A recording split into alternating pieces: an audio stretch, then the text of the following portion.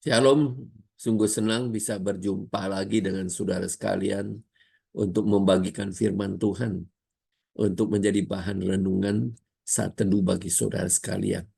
Semoga saudara sekalian penuh semangat bersaat teduh sebelum melakukan aktivitas saudara dan mengalami perjumpaan dengan Tuhan secara pribadi.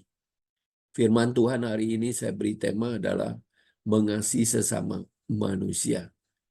Saudaraku yang kasih, pada tahun 2012, tepatnya di tanggal 20 Juli, terjadi peristiwa mengerikan dalam sejarah Amerika Serikat, yaitu terbunuhnya 12 orang dan 59 orang mengalami luka yang serius, yang dilakukan oleh seorang pemuda berumur 24 tahun yang bernama James Holmes di suatu bioskop dengan menggunakan senjata ditembakkan secara membabi buta. Di antara yang meninggal ada 3 pemuda yang demi melindungi pasangannya harus merelakan nyawanya demi keselamatan jiwa orang yang dicintainya. Apa yang dilakukan James Holmes, saudara, sangat bertolak belakang dengan apa yang dilakukan 3 pemuda tadi. Bila seorang manusia tidak memiliki kasih, maka sesama manusia itu disamakan dengan binatang. Boleh dibunuh dan diberlakukan dengan kejam. Saudara sekalian dikasihi Tuhan, di Alkitab ada cerita menarik tentang seorang yang bernama Yonatan. Anak siapa dia? Ya, 100% untuk saudara sekalian. Benar. Dia adalah anak Raja Saul. Sekalipun tahu benar kalau ayahnya membenci dan memusuhi Daud, tapi dia tidak berpihak kepada ayahnya. Bahkan dia berusaha untuk membela dan melindungi Daud dari kejaran dan pembunuhan yang direncanakan ayahnya terhadap Daud. Hati Saul penuh kebencian terhadap Daud, tetapi bertolak belakang dengan Yonatan. Hatinya penuh kasih kepada Daud, sekalipun musuh ayahnya. Yonatan ikhlas menerima perlakuan kasar ayahnya dan siap berkorban untuk Daud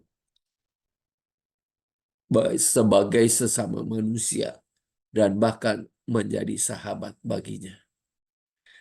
Sebagai sahabat sejati, sesama manusia rela menempatkan kepentingan sahabatnya lebih utama daripada dirinya sendiri.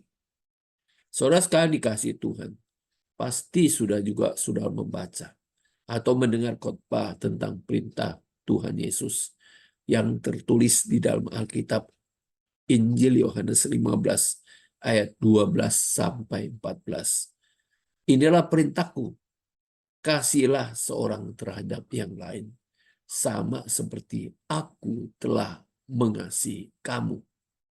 Tidak seorang pun memiliki kasih yang lebih besar daripada ini, yaitu seorang yang rela menyerahkan nyawanya demi sahabat-sahabatnya.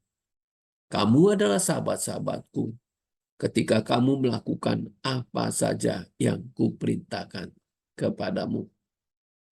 Tindakan kasih Yesus yang telah berkorban bagi kita untuk menjadikan kita sahabat-sahabatnya.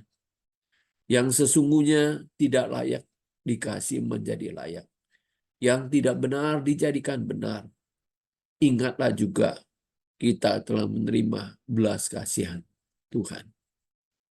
Maka selayaknya Tuhan menghendaki kita mengasihi sesama kita, termasuk kepada musuh kita sekalipun. Baca di Lukas 6, 27, 28. Sebagai sesama manusia ciptaan Tuhan. Sekalipun tidak mudah, tetapi kita minta kekuatan dari Tuhan untuk melakukannya.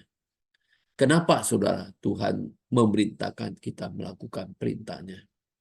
Bukan saja untuk kita meneladani Yesus, meneladani dalam mengasihi sesama kita, tetapi supaya kita menjadi orang percaya yang berbahagia atau diberkati Tuhan.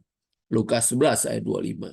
Sesungguhnya yang berbahagia, diberkati, atau diberkati di dalam bahasa Inggris menggunakan kata bless, adalah mereka yang mendengar firman Tuhan dan yang mentaatinya. Dalam bahasa Inggris dipakai kata obey it.